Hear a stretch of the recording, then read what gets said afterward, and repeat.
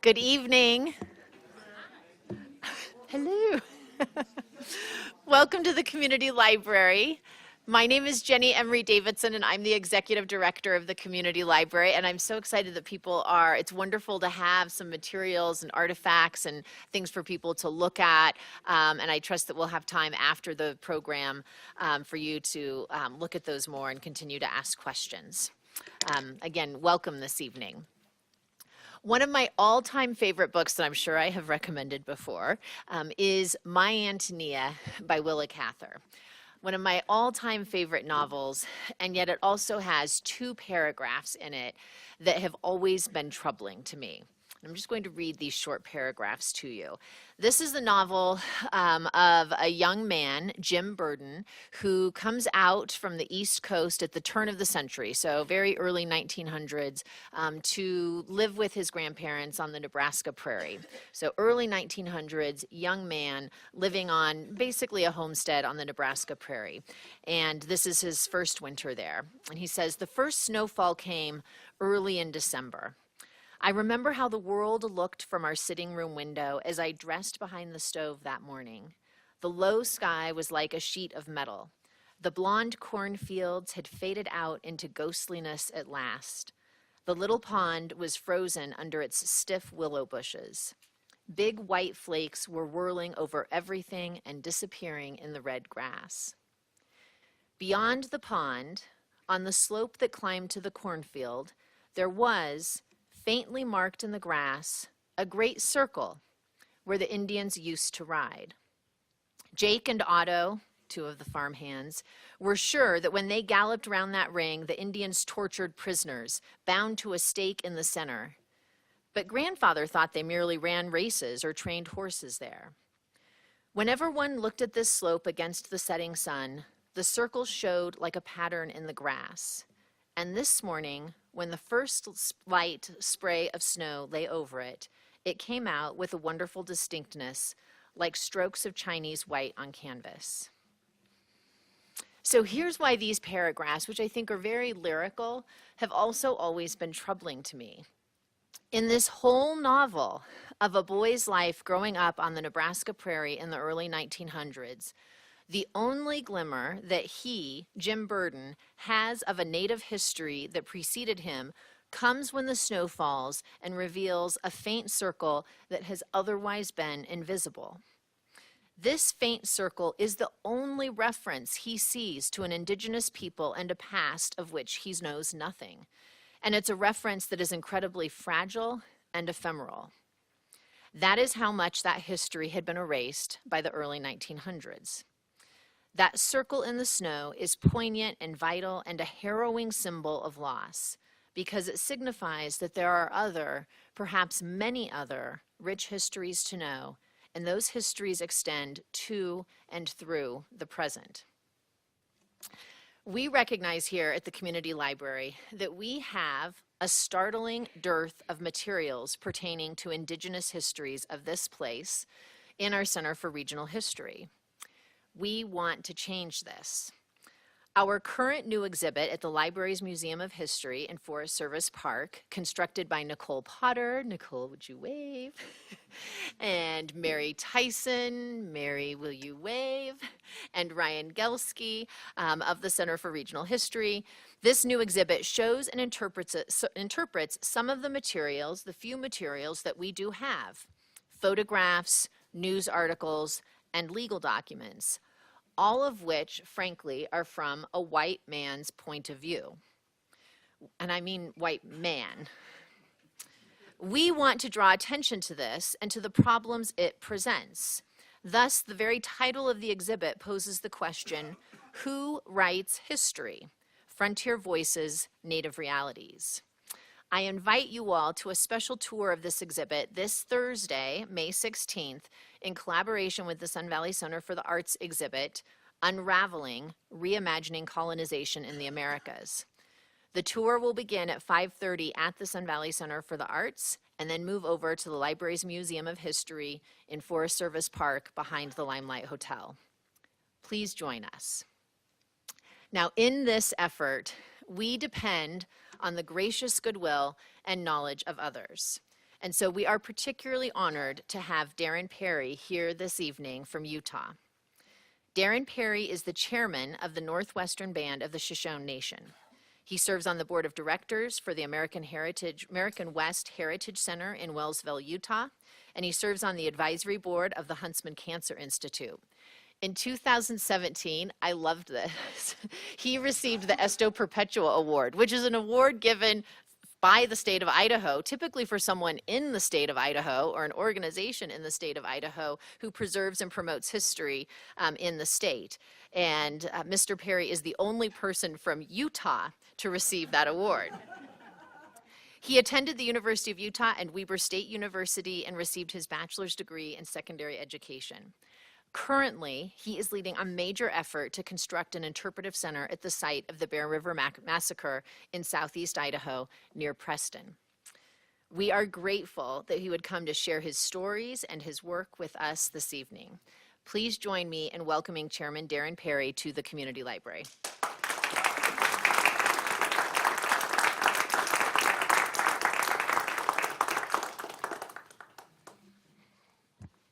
I have had a rich, full day. I've spoken at 3 schools today, 3 different classrooms, and that's my payday, being able to share with the youth. And I made a comment and someone corrected me. I said I got my degree in secondary education, but I never taught a day in my life.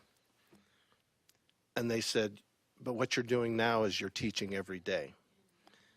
And so I stand corrected. I never taught in a classroom setting. Well, I can't say that either because I was in a classroom setting all day today. So you live in the most beautiful place on earth. My grandparents would bring me to Redfish Lake, and I thought I had died and gone to heaven. And it's been about 15 years since I've been here. And I promise you another year will not go by before I make a visit back. I'd like to retire here, if that's okay, Melody. And I'm not far away from that happening. Got a couple more things on the plate. But thank you for being here. I'm honored. It means a lot to me. Not long after the final shot was heard echoing through the Preston Valley, and the final breath of the dying was taken, the work of remembering began. When the U.S. Army, under the command of Colonel Patrick Edward Connor, massacred a peaceful band of Shoshone Indians on that cold winter morning, they controlled for a time what was to be remembered, but not anymore.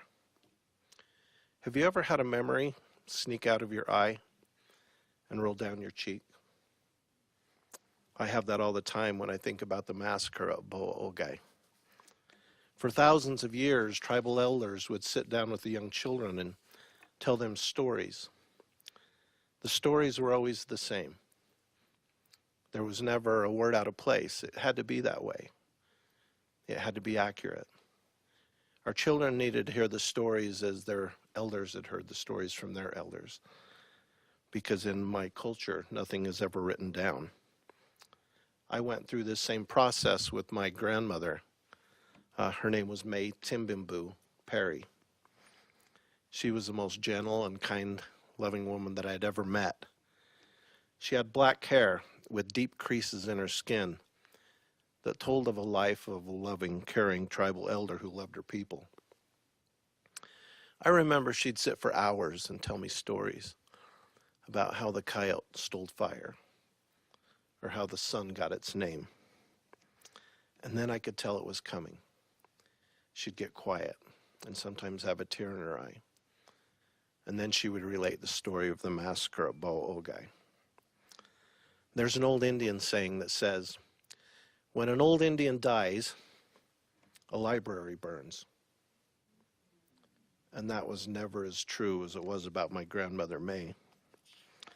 Because of her, as I grew older and I attended school, I developed a great love for history. And then one day in class, I suddenly realized something. None of the stories that my grandmother told me are in our history books. But how could that be? I had always believed that historical events were an absolute. I thought events that transpired over time had one conclusion.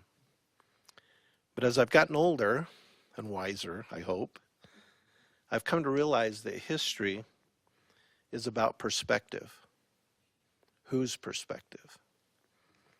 And then one day it became clear to me after I read a quote that was attributed to the great English leader, Winston Churchill.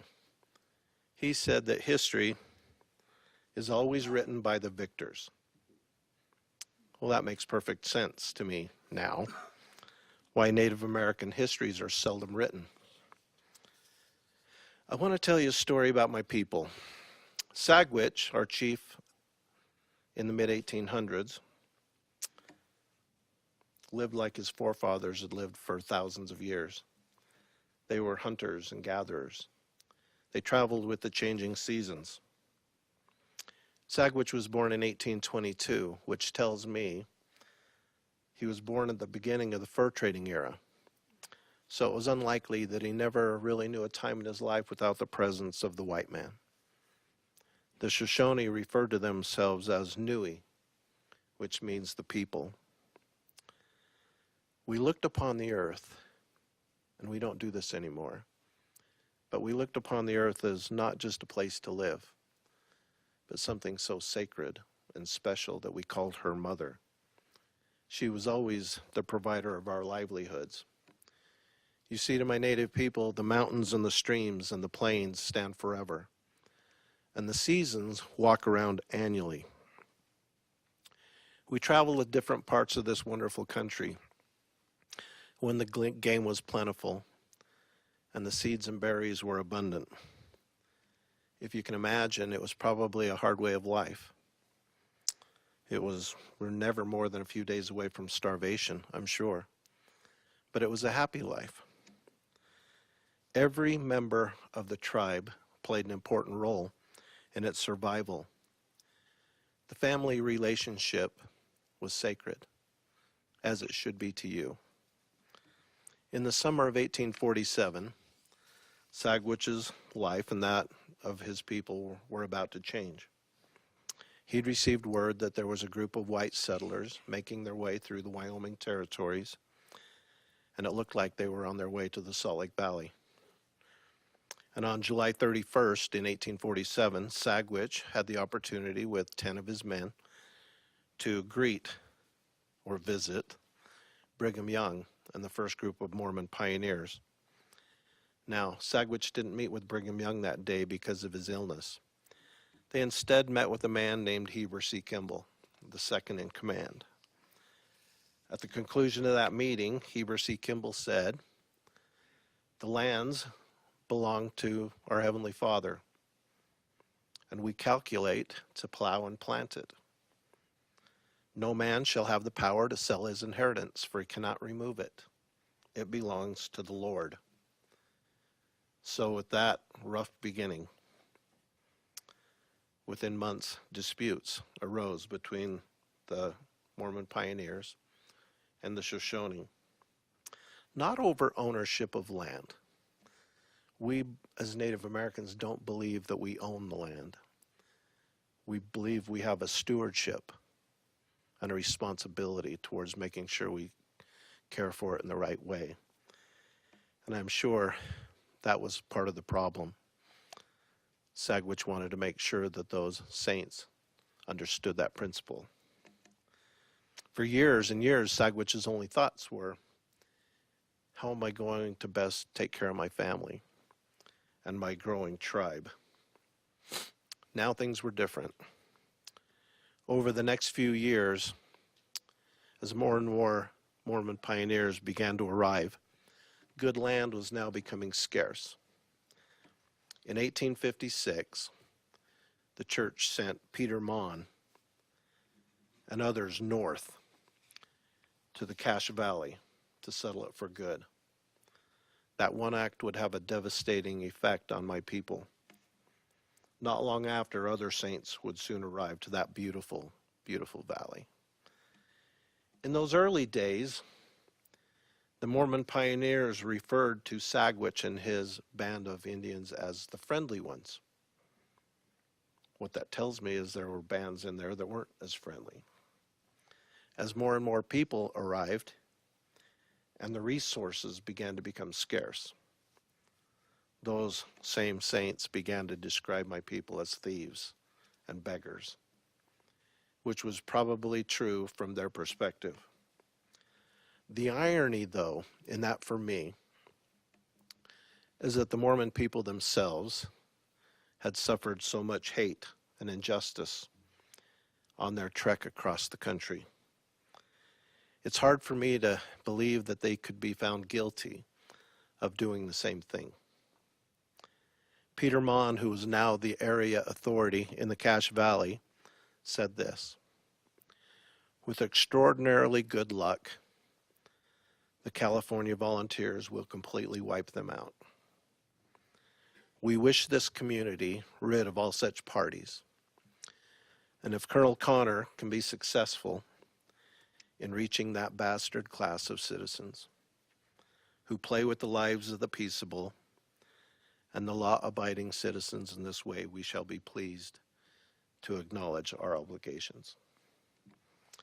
With this development, the use of the California and Oregon trails that also cut through the heart of Shoshone land, our people would soon have what I think were three options: beg for food, starve, or steal.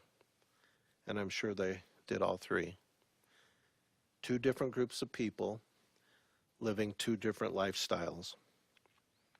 In early January of 1863, the Mormon settlers from Cache Valley and those immigrants using the California and Oregon trails began writing letters that found their way to a federal judge in Salt Lake City.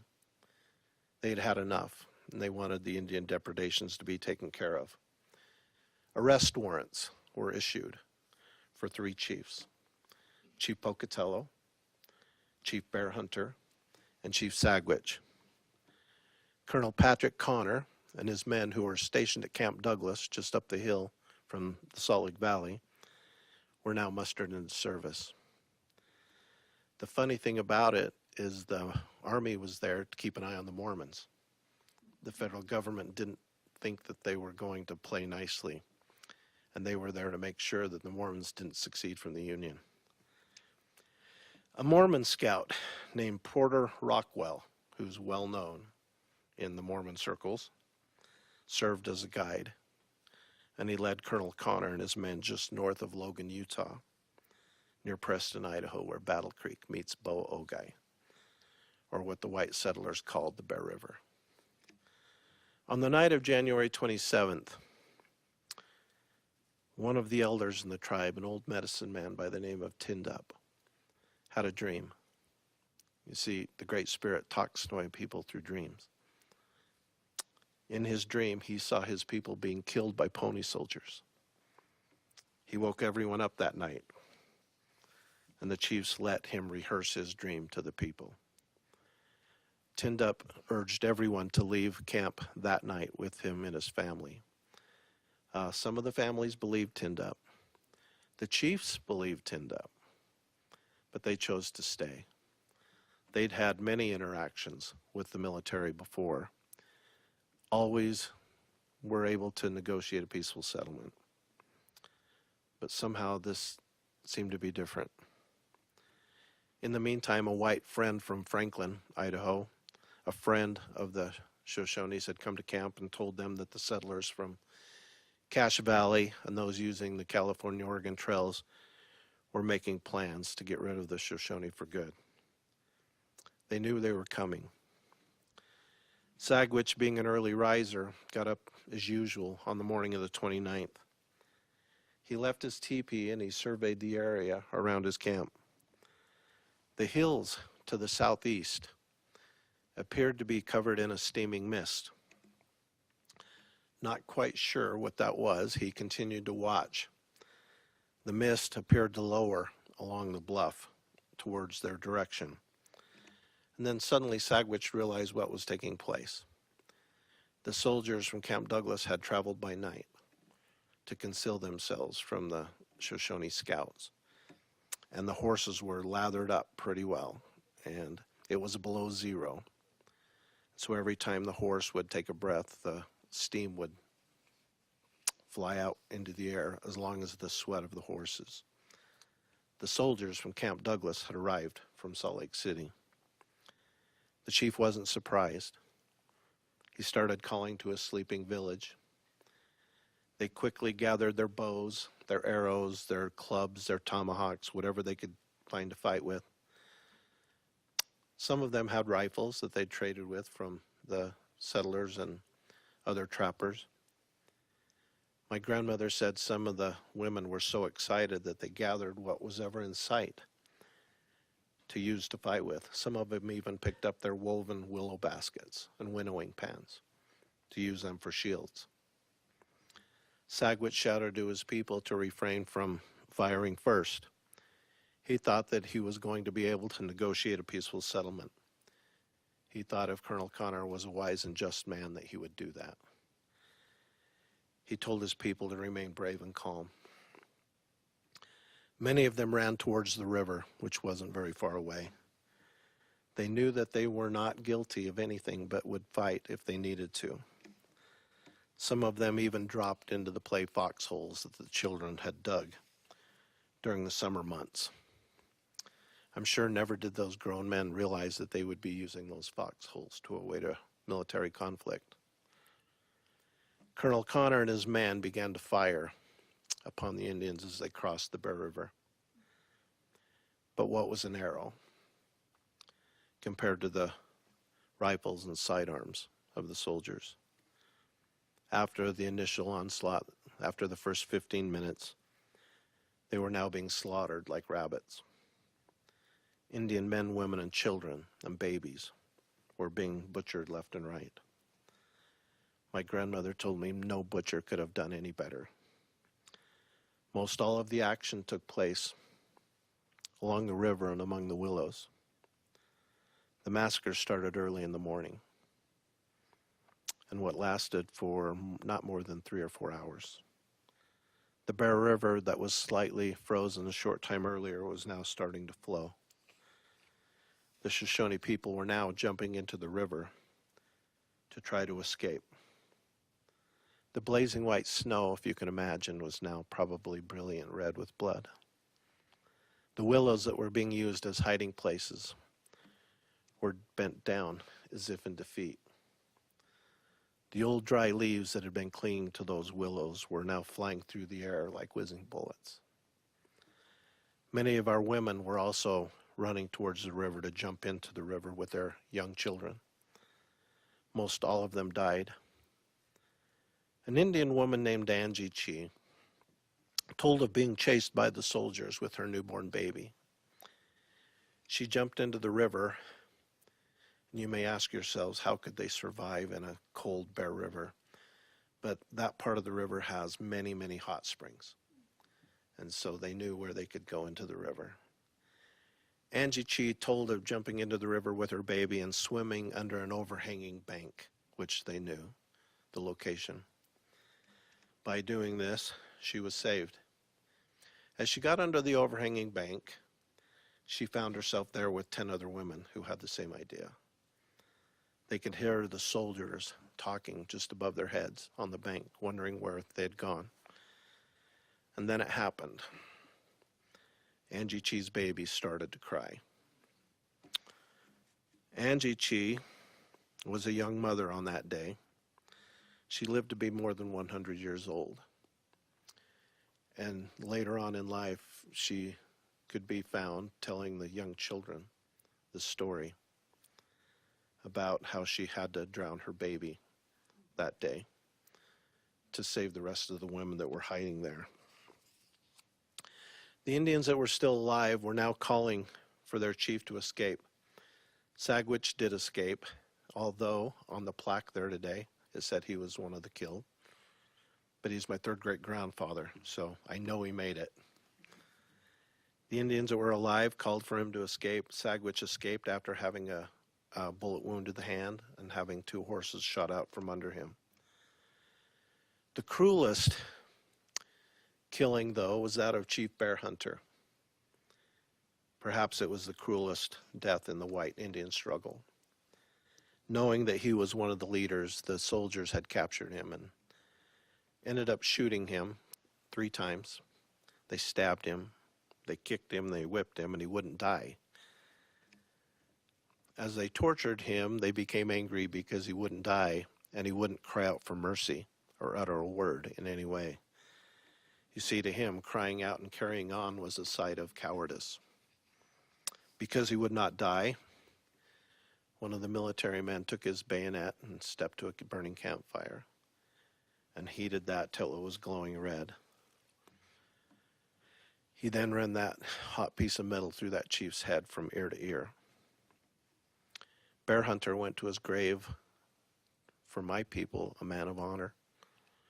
He left behind a wife and many small children. The Indian camp was now vanishing right before their eyes.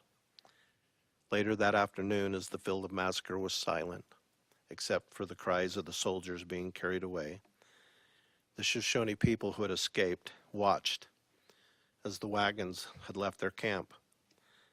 As they drove off, my grandmother told me that the wagon wheels made a mournful sound as they squeaked across the snow. By nightfall, the Indians that had survived were cold and wet and hungry. There was no food to be found. The soldiers had done a very good job of scattering that food on the ground and setting fire to it. All of the teepees were burned, all 70 of them, except one, and that was Chief Sagwich's. But it looked as if it was made out of a net. After the soldiers left, Sagwich stepped to his teepee and opened the flap and looked inside and found his wife dead. Beside her was an infant daughter who happened to be still alive. They missed one. Sagwich ordered those that were with him to take that little girl, put her in a cradle board, and hang her in a nearby tree. He knew that without nourishment from its mother, that baby girl would die anyway. He had also hoped that a kind-hearted settler family from Franklin would pick her up and raise her as their own. That young girl was picked up the next day by the Mormon settlers who had come to look at the carnage. The whole family from Franklin. And she was raised to an adult, and she died at the age of 95. And she's buried in the Hooper City Cemetery. It's spelled Hooper, but if you're a local, it's Hooper. And that's where her gravestone is today. The surviving Indians couldn't believe what had just taken place. Sagwich, I'm sure, was a very stunned and shocked man. He was remembering that just days before, the camp had been a happy place. He was remembering the many seasons that the northwestern Shoshones had spent in and around Battle Creek on the Bear River. I think, if I'm him, I think at this time he realized now that he was living in 2 different worlds. One world was greedy and wanted everything, their own manifest destiny, so to speak. The other group only wanted to travel and live as they'd always lived for thousands of years. One group made their wishes and dreams come true by making themselves the conqueror at the expense of a defenseless people who wanted to be left alone. So as news of the massacre began reaching those in Logan and Salt Lake, some of the sentiments of the locals began to emerge. Mary Ann Weston Mon, wife of leader Peter Mon, wrote that the residents of Cache Valley regarded Connor's efforts as an imposition of Providence in their behalf, and commented that the Indians had caused so much trouble that the patience had ceased to be a virtue. Henry Ballard, bishop of the Logan First Ward, said, "This put a quietus upon the Indians. The Lord raised up his foe in Colonel Connor to punish them without us having to do it." We had bore a great deal from them, and yet we'd still been feeding them. Yet some of the wicked spirits among them stirred up trouble against us. George Farrell, secretary of the Logan Second Ward, recorded in the official minutes, and this is the wonderful thing about Mormonism, they write everything down. He said, "We, the people of Cache Valley, looked upon the movement of Colonel Connor as an intervention of the Almighty God, as the Indians had been a source of great annoyance to us for a long time." And finally, Bishop Peter Mon, the area authority in the Cache Valley, in a letter to Brigham Young dated February 4th, soberly tabulated the number of Indians killed at the massacre, and then added, "I feel my skirts rid of their blood. They rejected the way of life and salvation, which had been pointed out to them from time to time, and thus they have perished, relying upon their own strength and wisdom." It may seem naive for Brigham Young to expect that the saints who lived away from the Salt Lake Valley to adhere to the same policy that he'd been preaching from the confines of Salt Lake City, where he said it was always easier to feed the Indians than to fight them. A conclusion he came to after he tried to exterminate the Ute tribe out of Utah County in 1855.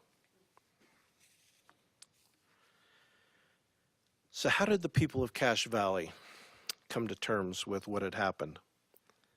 And how did they decide they wanted to remember that tragic event? Just north of Preston, Idaho today, on Highway 91, close to the massacre site, there's an old monument. This monument was erected in 1932 by the good people of Franklin County. It was meant to be a wonderful day. It was meant to tell the history of the events of that fateful day. It was a celebrated event. Boy Scout troops, political leaders, church leaders, everyone came together to celebrate this wonderful thing. What the monument really accomplished is that it gave people a reason to forget. A monument strips us of our obligations to find out for ourselves what actually took place. And a monument always tells you how it wants the past to be remembered. You see, humans have great memories for what they want to remember. In commemorating the battle, you forget the uglier parts of history, and you focus now on the heroism of the soldier and the saint.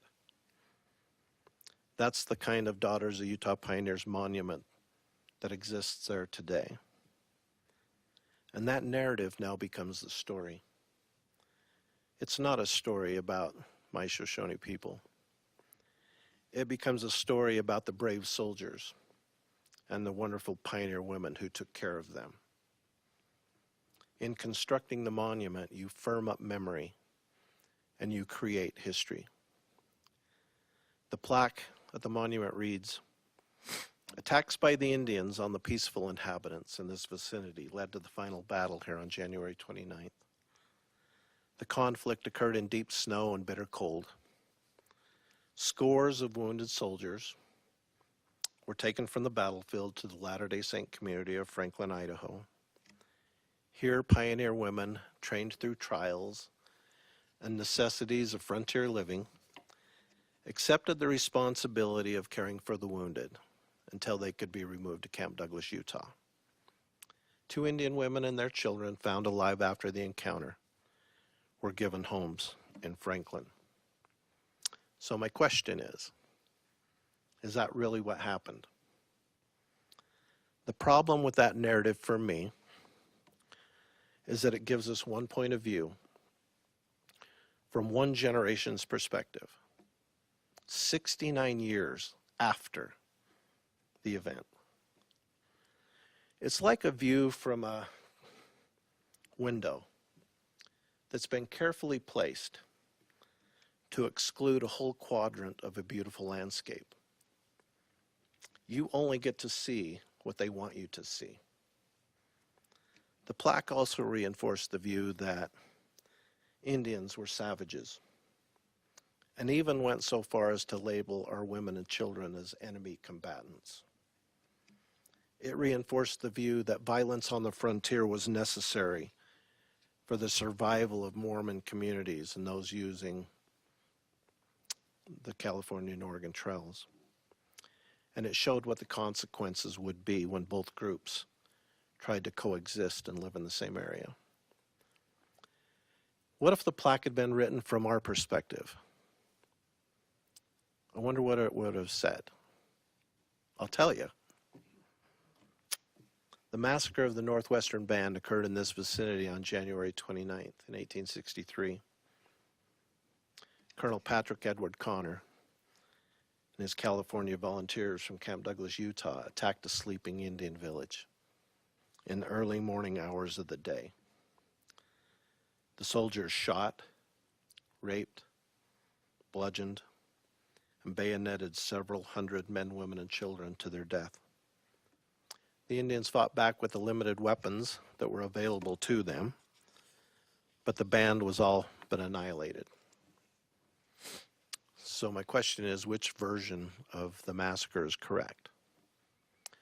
The answer will always lie in your perspective. The events that took place on that cold January morning have long been forgotten by most. Even locals in Cache Valley don't know anything about it. Maybe guilt or remorse silenced all those who one day may have wanted to know the truth. I hope a new generation of people will have a desire to listen and to learn. And it's not because we're looking to have things made right. We're not. But I believe that those who gave their life that day have a God-given right to be heard.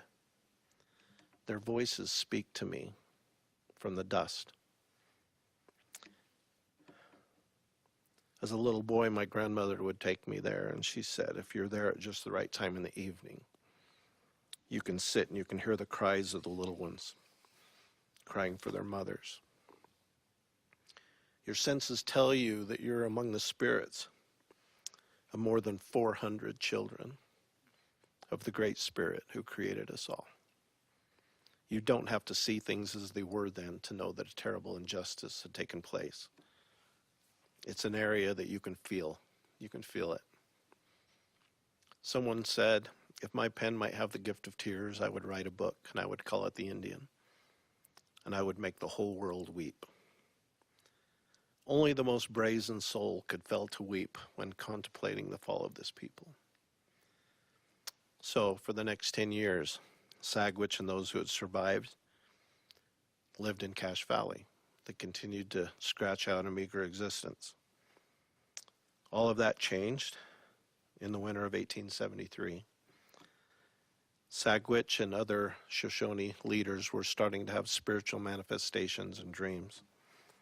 One night, as it was reported, Sagwitch was visited by 3 men who told him the existence of a God among the Mormon people. He was told that this God would tell them how they needed to live their life. The next day, Sagwitch traveled to Ogden, Utah, to meet with a well-known missionary, a man named George Washington Hill. Hill had served a mission to this area in 1855 to what scholars call the Lemhi Shoshones. But Lemhi is a Mormon term found in the Book of Mormon. So I'm sure the missionaries of 1855 named them the Lemhi Shoshones. So if you hear that term, it's a Mormon term. That mission, over the next 2 years, baptized more than 400 of the Shoshone people that resided in this area. Back to the story, Brother Hill told Sagwitch that there was order in the church and he was no longer called to be a missionary and that he couldn't help him. That same exchange took place over the next 2 days. A week later, George Washington Hill was called to the office of Brigham Young, and as he walked in, Brigham Young said, "George, I've had a heavy burden on my shoulders, and that burden is now going to become yours. I am now calling you to serve a mission to the Shoshone people in northern Utah." George Washington Hill went home and told his wife and 6 children. He'd been a farmer. He had a farm. He was a night watchman for the new Union Pacific Railroad. And he told his wife that he was now called for the rest of his life to be a missionary to the Shoshones. The next day, George Washington Hill jumped a freighter to the town of Corinne, which was a wild town in northern Utah. It was a railroad town. And then set out on foot to find those Shoshone people, my tribe. He ran into them the next day, and after 1 day of visiting with them, he baptized 102 Shoshones in the Bear River. The same Bear River where Sagwitch 10 years previous had watched almost the entire destruction of his people. Our conversion, though, into the Church of Jesus Christ of Latter-day Saints isn't the story here today. But I wanted you to know that it serves as a backdrop of who we are and why we're a little different from other Native American tribes. Accepting an organized religion taught us principles of success and hard work. We were taught to farm.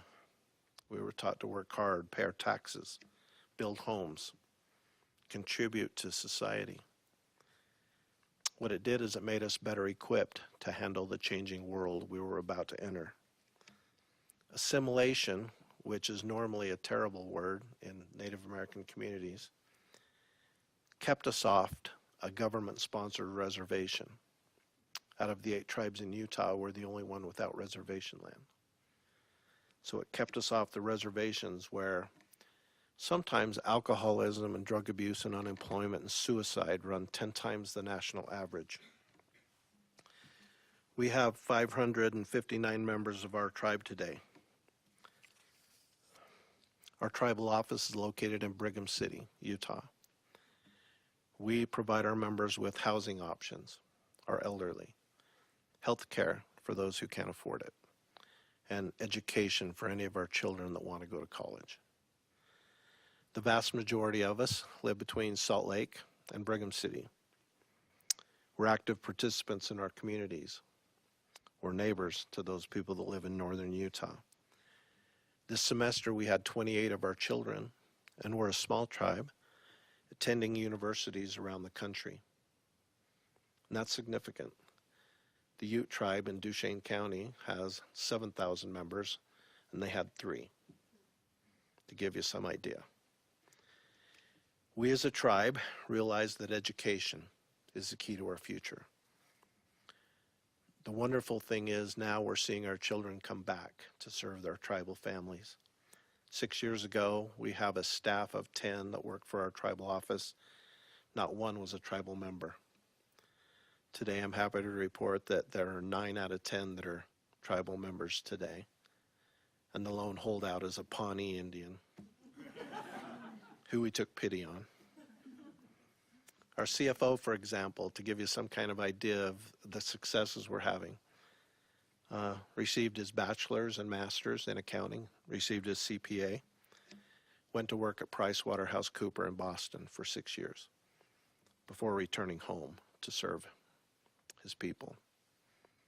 We have 3 tribally owned businesses that have helped us, not only to supplement our tribal programs, but have helped us raise money. That and with fundraising efforts from myself, a year ago, we were able to purchase 700 acres of that sacred massacre site. We now own that land. We now own that sacred burial place that's important to us. And now, as my poster, a couple of things I brought with me, I'm now in the middle of a fundraising campaign to raise an additional $6 million to build a beautiful interpretive center on the site to tell our story and allow people from all over the world to come and hear what I've talked to you about tonight. There's an old saying that many of you have heard, and it says, give a man a fish and you feed him for a day. Teach a man a fish and you feed him for a lifetime. Our chief Sagwitch made the decision years ago to teach his people to fish, and we honor that. Our tribe will never write a dividend check to a tribal member.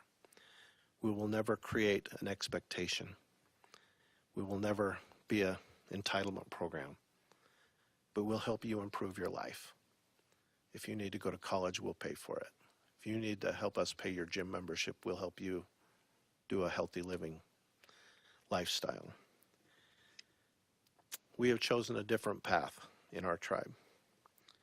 We as a tribe have chosen to control our own destiny and create our own histories. I envision a day, today we receive about $600,000 in government funding, grant money to run our programs, and we spend triple that. We can do that because of our tribal businesses. But I envision a day that I can tell the federal government, we don't need your money anymore. We're going to do it on our own, and we're going to do it the way we should have been doing it forever. But we remember and we honor our past because it allows us to succeed in the future. Someone said, never let your past experiences harm your future. Your past cannot be altered, and your future doesn't deserve the punishment. I am grateful that past negative experiences didn't alter Chief Sagwitch's future because it would have altered mine. The most successful Native Americans today are those who can best balance culture and change. That's key. We honor our culture. We honor those who have gone before. They are important to us. We honor them and their traditions. But we realize that we live in a changing world, and we are preparing our youth to change and succeed with it. The massacre of Bo'ogai has taught me many lessons over the years. In closing, it's taught me that bad things happen to people. How we respond to those events will, in large measure, go to who we become as a person. It will determine our character. It has taught me to offer unconditional forgiveness, but it doesn't mean we need to forget. It has taught me that ordinary people, you and I, can affect real change in this world. My grandmother refused to accept the narrative on a plaque erected by well-meaning people in 1932. And as a result, we have a voice. In 1932, the National Park Service called that area the Battle of Bear River in all of their publications. Because of my grandmother's lobbying efforts and her determinedness, she had that changed to the Bear River Massacre because of one woman. It's also taught me that everyone has a story worthy of being told. What is your story? Because your story is equally as important as mine, and we need to tell those. And it's taught me that as we preserve history, it's important that all views are represented and respected. The Shoshone narrative that we have in our tribe today came from my grandmother, our tribal historian, our keeper of our sacred things. She came from the lines of Chief Sagwitch and his family's accounts. I'm sensitive to the fact that that does not include the history of Bear Hunter or Pocatello, who we seldom know little about. But I know they have rich histories and stories. I think their stories are equally as important, and I'm sorry that some of them may be lost forever because of their family's ability to not write them down or record them. And the massacres also taught me that the souls of my ancestors peer out from behind my mask of skin, and that through my memories, they get to live again. I hope we never forget where we came from. Ultimately, the story of the Bear River Massacre is our story. And in some ways, you need to respect the story that we want to have told, as well as recognize your role within that story. You see, history doesn't always affirm us. Sometimes history challenges us to think about an uglier past that we'd rather not have. But that's really the power and the benefit of history. It connects us to the past. It connects us to our humanity and our inhumanity. But it offers us a way to move forward, especially in a circumstance like this with my Shoshone people. Moving forward in a story that connects us not in the prettiest of ways, but to move forward to a new relationship that is a 21st century relationship based on respect. Respect for the truth and what happened in that past moment. Then, that is where you get the possibility for reconciliation. I'm honored to be here, so thank you very much.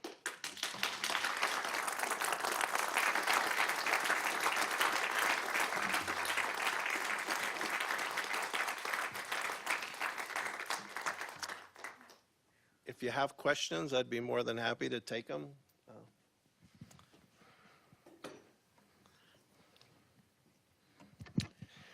Thank you very much for your comments.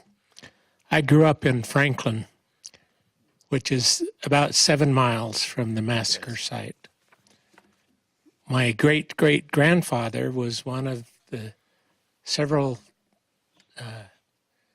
inhabitants of Franklin that joined Porter Rockwell to guide him to the Indian site.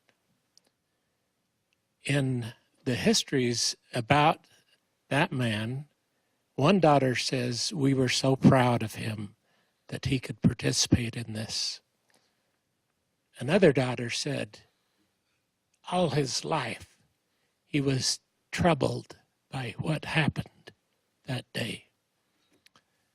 My question, though, is there are many, many accounts about the number killed. In the Idaho State Museum, the new one in Boise, there's a plaque of 134 words. And that account is really quite different from yours. Would you like to comment on? Yes, I would. And part of the reason in Connor's own report to the Army, he recounted the number of killed. He got a lot wrong in that report, especially when he said Sagwitch was killed. He wasn't. But his report reads really interesting. He says 225 Shoshone killed.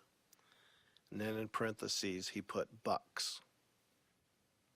Well, you know what bucks means. The men. The Army wasn't in the habit of killing women and children.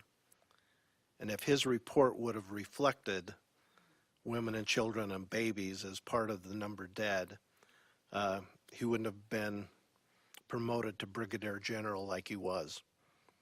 So in his official report, he says 225 dead, bucks. And we know, just based on the number of lodges and the oral histories and who lived in a lodge, that it was way closer to 400. There was a local saint from Franklin. Him and his brother went through the next day and counted. They walked through one way and counted. And on their way back, they counted again. One had 469, and the other one had 432. And he said it was very difficult to do because in some places the bodies were 10 deep. And it was very hard for them to even come up with a number. But that was the number they came up with. And so we believe it's between 400 and 450. Regardless, It's the largest massacre of Native Americans west of the Mississippi for sure. Way larger than Sand Creek, Wounded Knee, Wasatah, all of those. And we know very little about it. So the Interpretive Center will allow us to tell the story. And the funny thing is, it's going to be a story, the massacre will be a small part of the story. It'll be a story of how we lived, our culture, our history, the introduction of Mormonism and colonialism to the area, how that changed the dynamic. It'll have certainly a section on the massacre. It'll have a section on the conversion to Mormonism. But more than that, I hope it reflects who we are today and what we're trying to do to extend a hand as opposed to raise a voice in hatred or anger. I am all about, if you know anything about me, I am one to bring us together and not separate us and loud. I have many loud, angry Native American friends who I tell them all the time, you speak so loudly that no one can hear you. And so I've just chosen a different way to do it. And I'll tell you, I have a wonderful relationship with the governments, with the state of Utah, with the state of Idaho. The fact that we got $750,000 from the Utah legislature this past session for a building in your state speaks volumes for what we are able to do.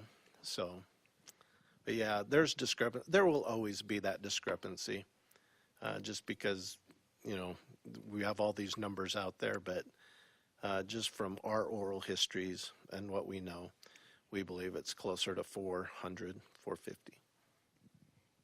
So at the same site, there is a monument that's fairly, well, recent compared to the 1932 one. Just up the road. I think it's just right beside it. There isn't There's a a monument sign there by the old rock monument that calls it the Bear River Massacre now.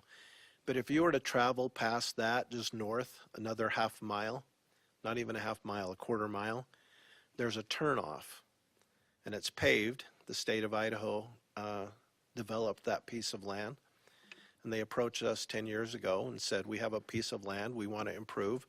It's on an overlook, and we want to develop some kiosks with pictures and tell the story a little more accurately than is told down below. What would you like it to say? And so all the narrative on those plaques are from us. It's the story we want to have told. And I'm telling you, if you go there today, you would be really surprised to know that we were authors of those stories and pictures. Because I hate to take the term from Fox News, it's really fair and balanced. If you know what I mean. So, and I don't watch Fox News, by the way. I just heard that they said that.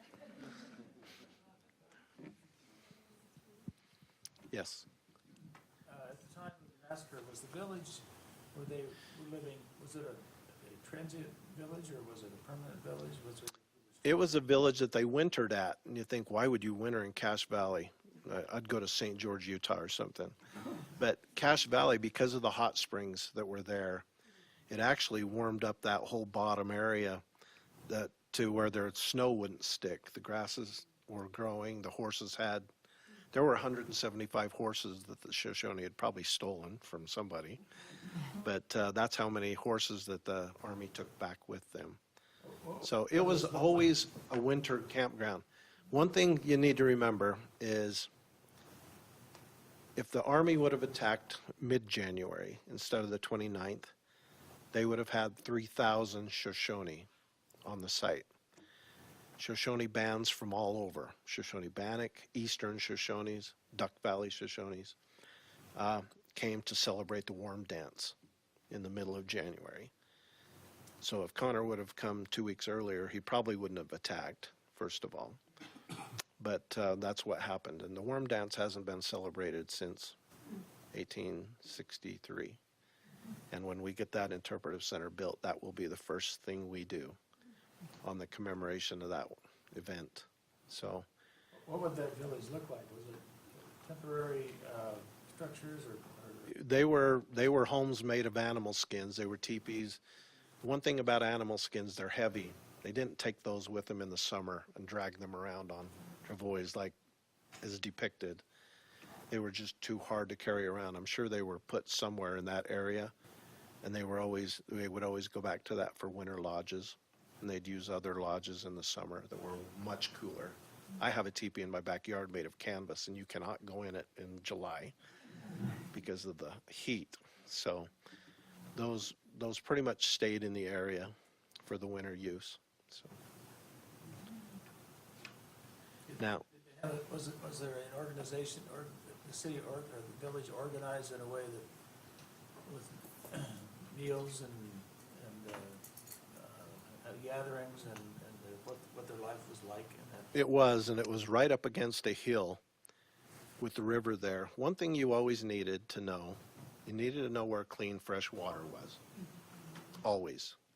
And in that particular area of Preston, it has the largest freshwater spring there is in the whole county. So they were camped in the right spot for that. They were camped in the right spot to have a warm bath every day if they wanted. So that was strategic area. I don't know how many hundreds of years they'd camped there, but it was a significant amount of time that they would find themselves there, wherever they were.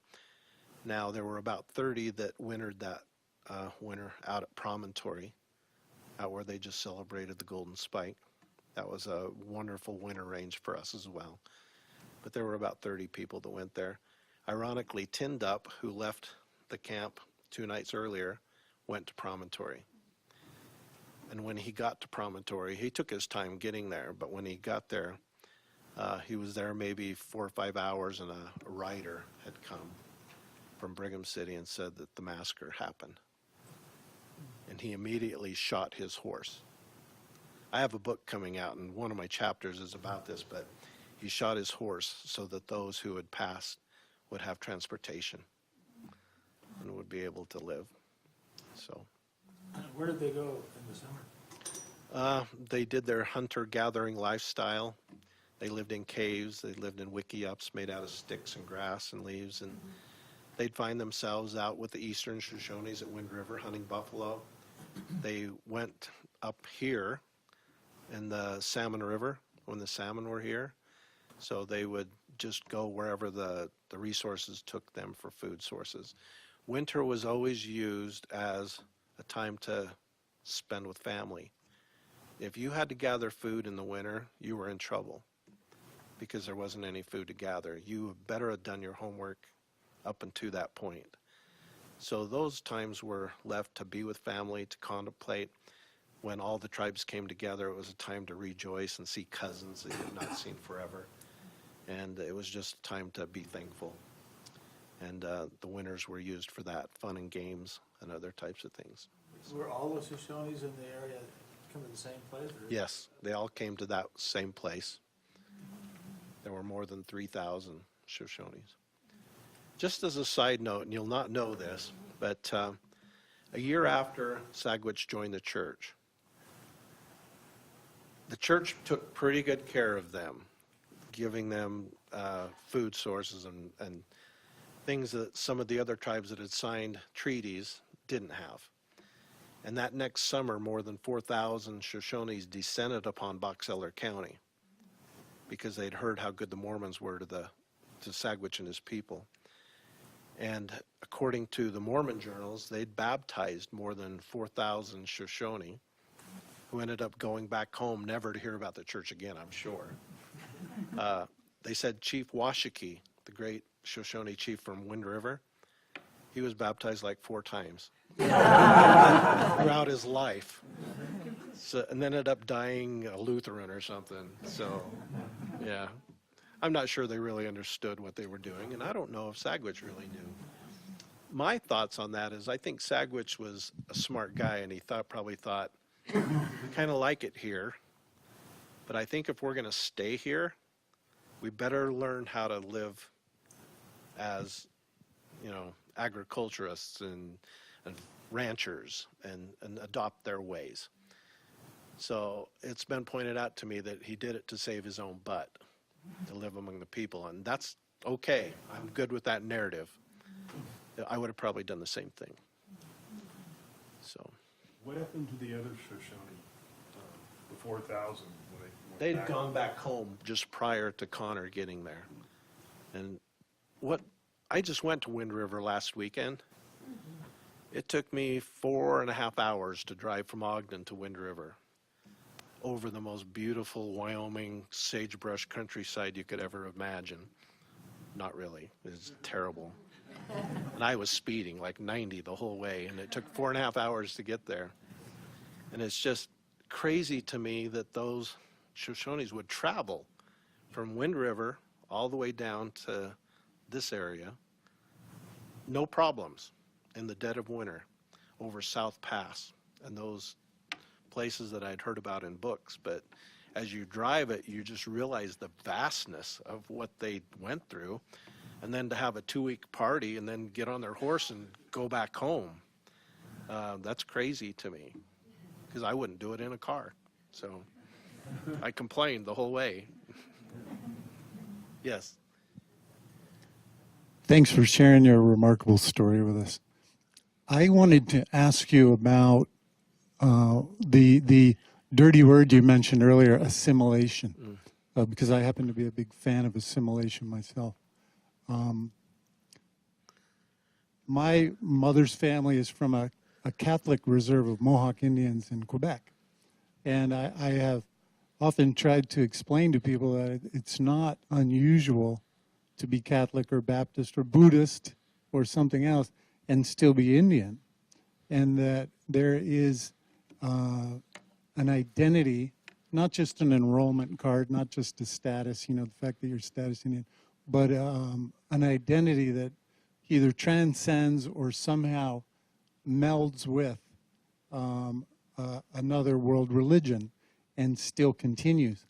I'm curious, I would like for you to describe how that works in your tradition with the Mormons. We have Catholic ceremonies in an old 18th century church on our reserve that was started by the Jesuits. Mohawks had to be Catholic to live at Ganawagi to begin with.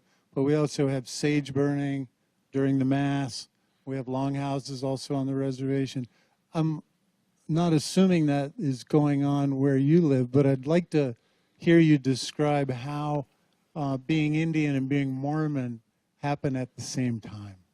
Wonderful question, and thank you for sharing that, because we still practice our Shoshone ways. I was taught a very valuable lesson a couple of years ago by our cultural resource specialist.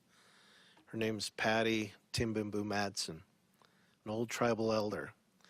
I went back to the Smithsonian Institute at their invitation to bring back 2 sets of human remains that they'd had from the massacre. How they got them, I have no idea, but I think the Army took them to study their cranium, and as a guise of saying, well, if we ever find bones, we need to be able to see if they're native or not. Anyway, they ended up at the Smithsonian, and because of the Indian Reparation Act and other things, they had a responsibility to return them. So I went back, performed a ceremony to transport them back to our homeland so we could rebury them. As I did so, it was January, it was right in the middle of winter, and we couldn't bury them then. Our tribal office is in an old credit union. We have a vault, so we locked those bones away in this vault. And I was out of town, which is normal, and I got a call from the Smithsonian and said, Darren, we think we left an extra femur bone in those boxes. Would you mind just opening them up and checking the boxes? And I said, sure. So I called Patty and said, Patty, can you open those bones and get inside there and look and see if there's an extra femur bone? They said it's long, you'll notice it. There should only be 2 in that one box, and there was probably 3. And she said, didn't you perform a ceremony when you brought them home? And I said, yes. And she said, I'm not doing it. I said, why? She said, Darren, I would have to cover myself in ash. I don't want those spirits sticking to my skin. And I said, Patty, for hell's sakes, you're a Mormon. I said, we don't believe those spirits are still in that box. We believe they're somewhere else. And she taught me a very valuable lesson that day. She said, Darren, I'm an Indian first. And man, I got off the phone in tears and repentant of something that I'd forgotten. The wonderful thing that the Mormon Church did in those early days especially is they allowed the Shoshones to continue to practice their old ways. And they still do today. We still smudge. I brought some sage back there in the back with a fan, a eagle fan, so I could smudge you if you wanted. The place would be crazy and not let me do it, but we still perform that, and we still believe in that. We still believe in the Great Spirit. And so we have the best of both worlds, I like to think. We have the old ways that our people have lived and worshipped for thousands of years, and then we have a new way. But it's all the same God to us, and regardless of what religion you're in. And I don't care what religion you're in. If he's up there, he loves all of us the same. I don't care who we are. Mormon, Catholic, Buddhist, doesn't matter. He loves us all the same. And he wants the best for his children. And so how you worship and how you get there, I think he cares more about what's in here than what religion you have signed up for. It's just my thoughts on it. But we still honor that old way. A funny situation this last weekend. The governor of Utah put me on the planning commission for the Transcontinental Railroad that we just celebrated on May 10th. It was a Friday, last Friday. And so our spiritual leader, because I was on the planning committee, I got our spiritual leader to come give the opening prayer and blessing in Shoshone. The whole world was there. I mean, it was a big deal. And so I was dressed in jeans and a jacket and my headdress, and he was dressed in his headdress. And after he gave the blessing, we were standing over on the side. The president of the LDS Church got up and made remarks. So President Russell M. Nelson, who in our community is a big deal. I've never met him. So he made his remarks, and he was making his way down, and I'm looking, and I'm thinking, oh my gosh, he's going to walk right by us. So he starts shaking hands as he goes by, and I'm thinking, oh no. So I'm thinking of every wrong thing I've ever done in my life, and not really, but so he gets to me, and his handler, I like to call, his public affairs officer, had his by the arm. He's a friend of mine, and I heard him whisper, this is Darren Perry, chairman of the Shoshone Nation. And so President Nelson stopped and shook my hand and said, I know you guys joined the church in 1873, and I'm honored to meet you. And so I said to him, President Nelson, I want you to meet our spiritual leader. And my wife's recording it. And so I really didn't realize what I'd said. And I introduced him to Rios Pacheco, our spiritual leader. And I hope he didn't think that was weird, that like, you're not our spiritual leader, this guy is. He's the spiritual leader in our tribe. I don't think he took it that way, but it was funny. I mean, I'm describing him to who he calls himself a prophet. I'm telling him that this is our spiritual leader right here. And it was an awesome moment. But when she played the video back for me, I go, oh my gosh, I hope he didn't take it bad. And I haven't got a call yet, so I'm sure he didn't. So, but yeah, we walk, we walk both worlds. When you did open the vault to bury the bones, Uh-huh. was there an extra FEMA? No, they called back the next day and said, don't worry about it. Because I was going to go open it up. And they said, don't worry about it. We found it. So, yeah.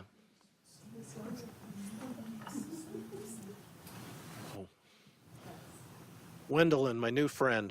Thank you. Thank you.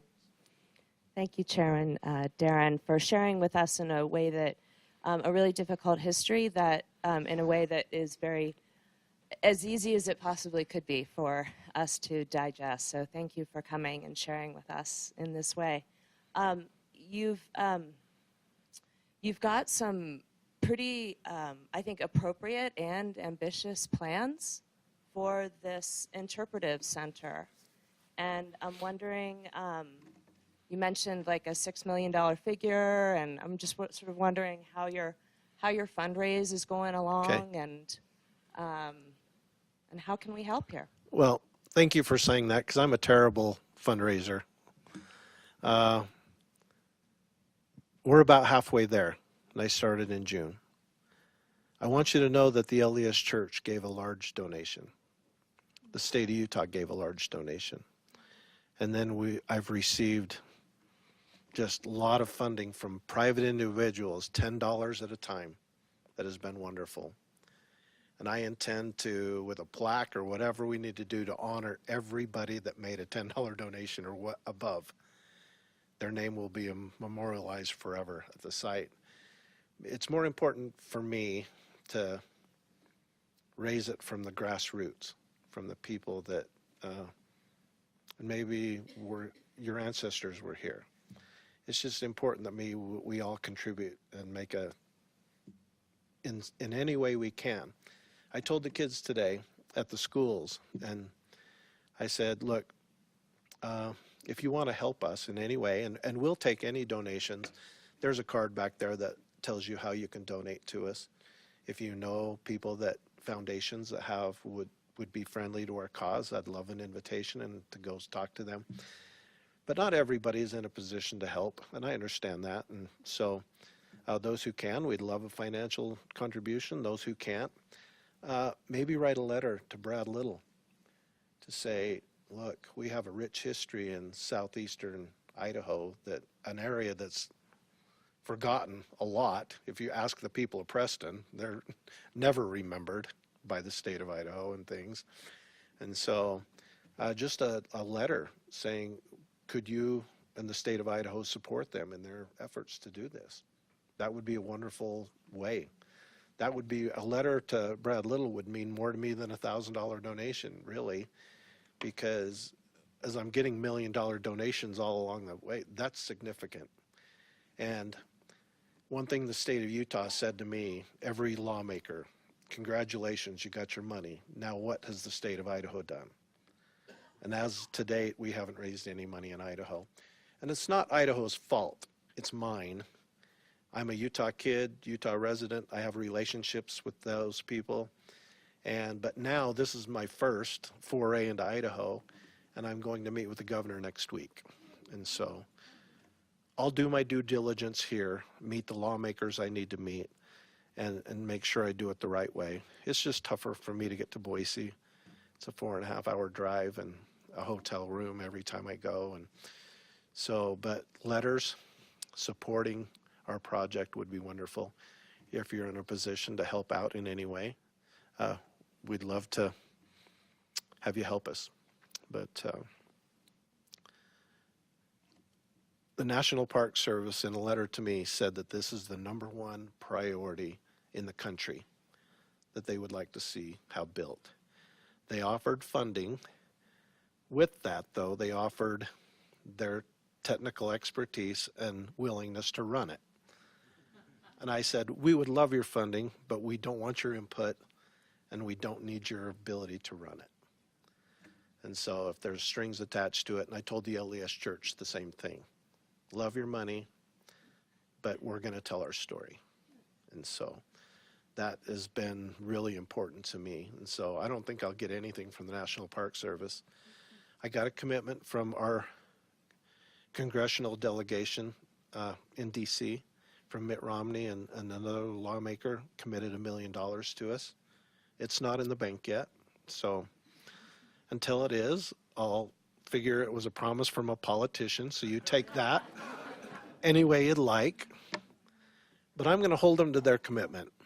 I think that's, if they're going to tell me something, I think they ought to live up to their commitment. So that's where we're at with that. So, yes. You mentioned you have a book coming out soon. Yes. Could you tell us a little more about it? Like, will it have more stories from your grandmother? Yeah, in fact, I was going to call it Stories My Grandmother Told Me.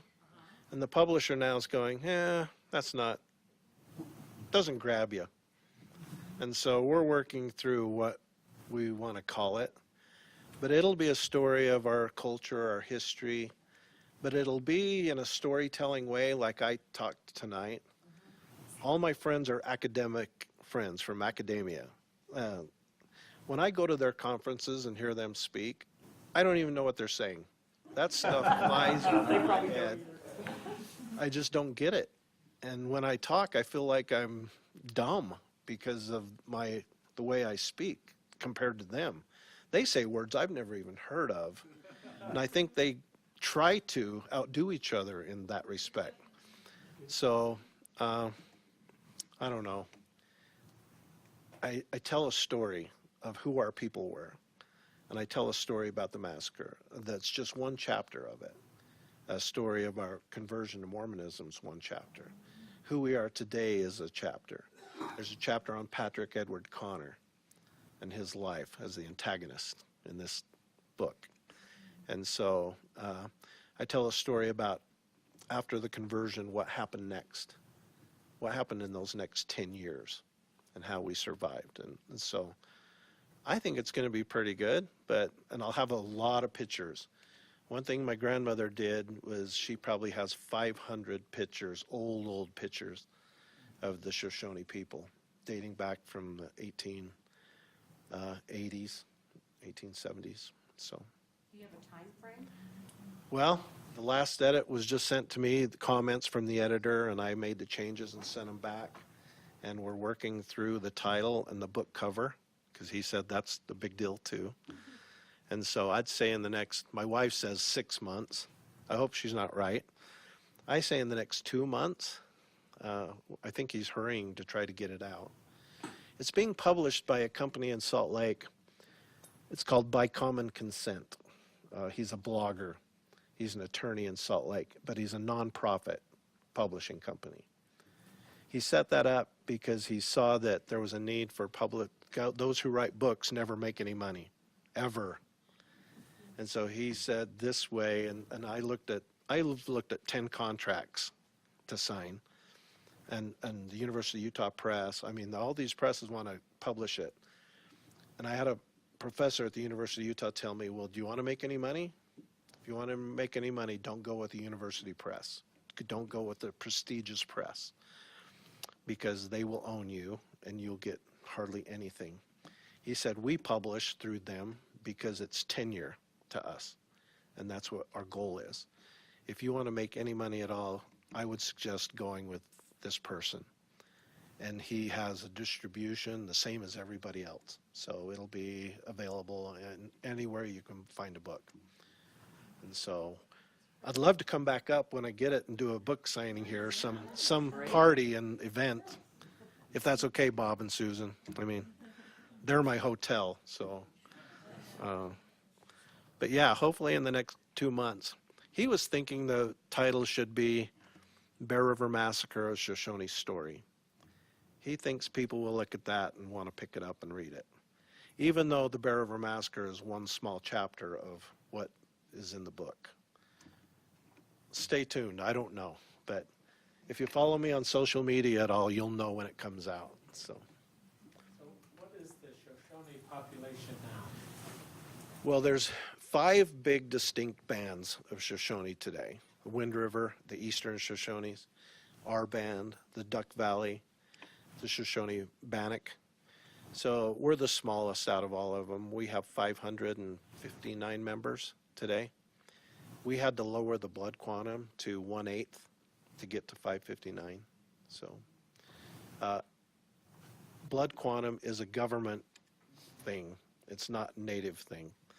But the government requires us to set our own limit on what we will recognize. Every tribe has that capability to set it. There are some Cherokee tribes that have set theirs at descendancy. If you can prove you're a descendant, even 10 generations back, you can be enrolled in their tribe. I envision a day that we'll have to lower it to a 16th, but I don't know. I hope I'm retired by then. So. Any more questions? One more Yeah. question over here. Okay, sorry. I'm just wondering, because you're, and I'm not sure I'm pronouncing it right, Boa Boa Ogai, Ogai. would you prefer that the name be changed to that? We're going to call it the Boa Ogai Interpretive Center. Boa Ogai is a Shoshone term for big river. Boa, big, and Ogai, river. Now, the Shoshones didn't have a written language, so if you were to go to the site today on the murals, it's spelled B-I-A, O-G-O-I. We have chosen to spell it B-O-A, O-G-O-I, because the National Park Service, in all of their literature dating back 40 years, have called it B-O-A, O-G-O-I. And so just to keep that consistent, we decided to go with that. But it's phonetically sounded out, so it's however you want to spell it, I guess is okay. So Darren, thank you so much. I was going to say, I'll stick around and talk about a few other things if you want, but I appreciate your time and thank you.